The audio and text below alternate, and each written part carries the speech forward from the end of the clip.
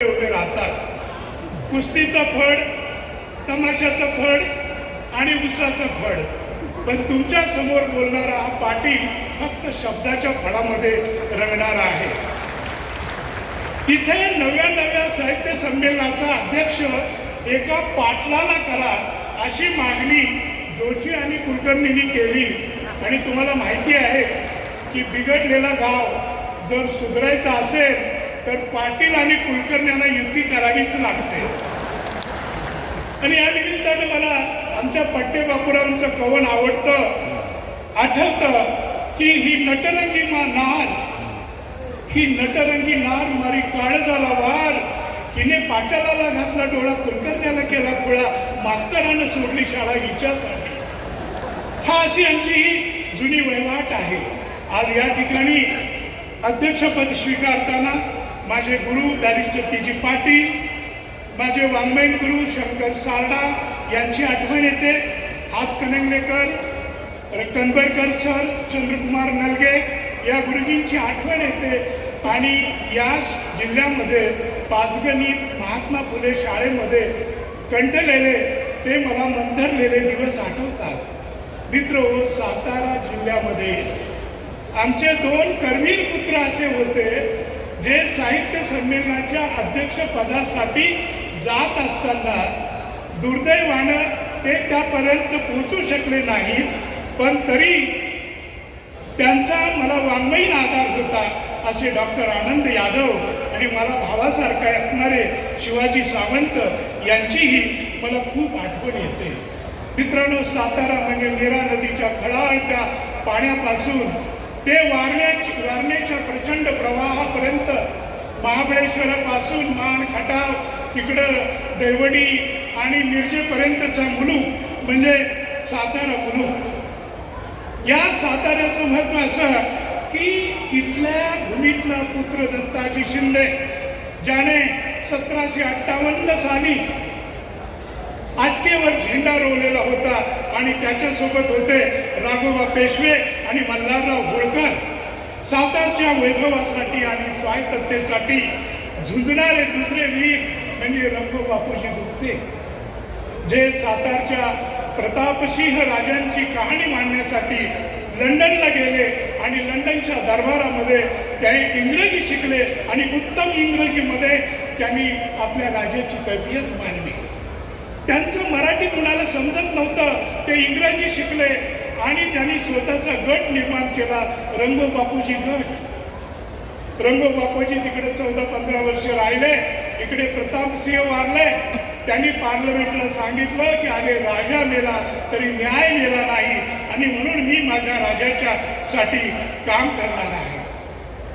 या जिल्ह्यामध्ये जे सरकार झालं, क्रांतिसिंह नाना पाटील आणि धनिनीच्या बागेमध्ये शैक्षणिक रयत शिक्षण संस्थेचं रोपटं लावणारे आमचे भाऊराव पाटील, इतिहासाच्या प्रांगणात उजळलेलं महाराणी ताराबाई, येसूबाई, महाराणी दुर्गाबाई आणि क्रांतिज्योती सावित्रीबाई फुले या सर्वांची मला आठवण येते. शिवरायांचे आठवावे रूप, शिवरायांचा आठवावा प्रताप असं उत्तम काव्य लिहिणारे संत रामदास स्वामी आणि बाल सीताराम मर्ढेकर, तत्वज्ञानाची पेठ निर्माण करणारे आमचे तर्कतीर्थ लक्ष्मण शास्त्री जोशी, संयुक्त महाराष्ट्राच्या लढ्यामध्ये झुंजणारे V.N. पाटील आणि वकील आणि शेख काका इथलेच.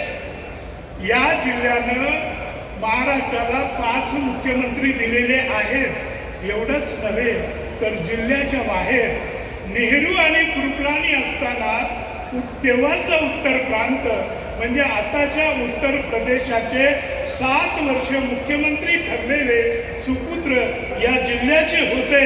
आणि त्यांचं नाव आहे गोविंद वल्लभ पंत.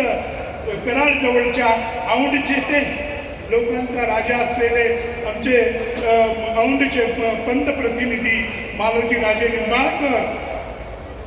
मित्रांनो, सातारा प्रांत म्हणजे फक्त कडावत्या तोफा नव्हे तर दुसरीकडे लोकसाहित्याचा पदन्यास, घुंगरांचा छंछनाट, यमुनाबाई वाईकर, कांताबाई सातारकर, अक्काताई कराडकर, आमचा वर्धनगडचा रामा कुंभार, स्वातंत्र्य शाहीर निकम, 2 लाख लावण्या लिहिणारे पट्टे बापूराव, श्रेष्ठ वर्ण मी ब्राह्मण असूनी सोवळे ठेवले घालून गडी, हाती धरली तमाशाची मशाल आणि लाज लावली देशोधडी असे म्हणणारे शाहीर मनवेकर, साहेबराव नांदवळकर, कृष्णा काटचे बाल गंधर्व, शाहीर अण्णाभाऊ साठे,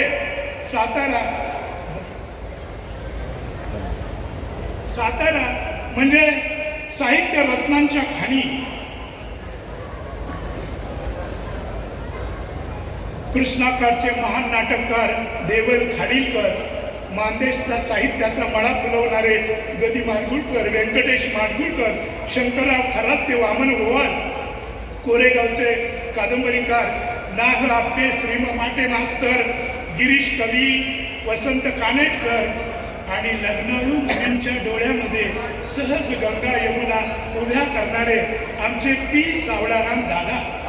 ते अलीकडच्या पिढीतील आमचे डॉक्टर आर साळुंके, उपराकार लक्ष्मण माने, डॉक्टर राजेंद्र माने, प्रमोद कोपर्डेकर, पार्थ कोळके, ग्रामीण कथाकार बाबा बोधे आणि अलीकडे मी साताऱ्याची गुलछडी, मला रोखून पाहू नका असं म्हणणारा आमचा मच्छिंद्र मोरे.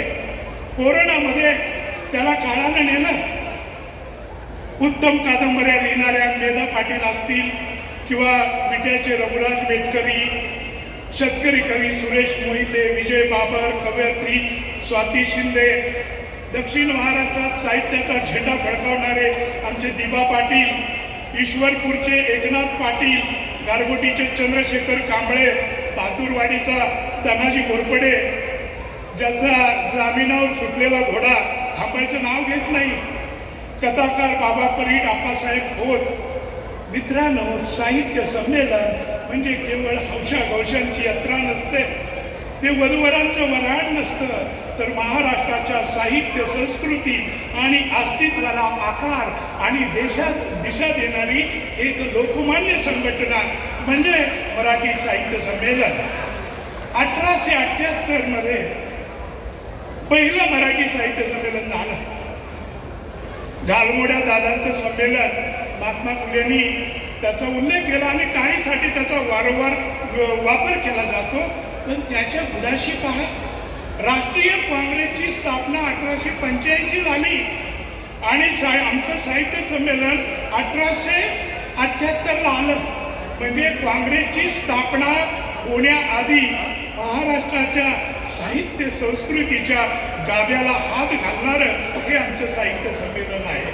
अहो, आझादीची लढाई असू द्या, संयुक्त महाराष्ट्राची चळवळ असू द्या, आणीबाणीसारखा प्रसंग असू द्या, प्रत्येक ऐतिहासिक आणि निर्णायक सामाजिक वळणावर मराठी साहित्य संमेलन 4